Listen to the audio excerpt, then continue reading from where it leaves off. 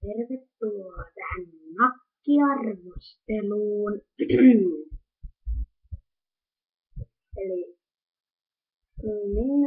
me ostimme perheen kanssa tällaista,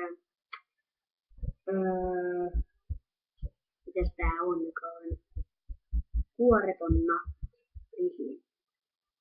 Aika hyvä nakki. Maistetaan tätä näin. Tämä voi olla hyvän makuista. Maistetaan.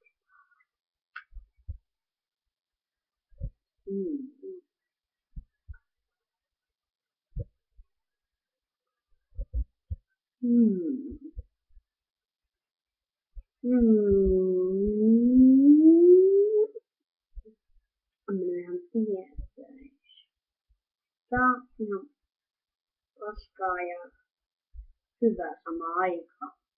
Maistetaan uudestaan.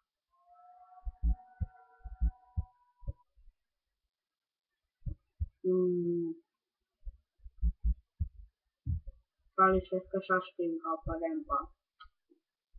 No, annetaan tälle nakille tuliaiseksi, että 4/5.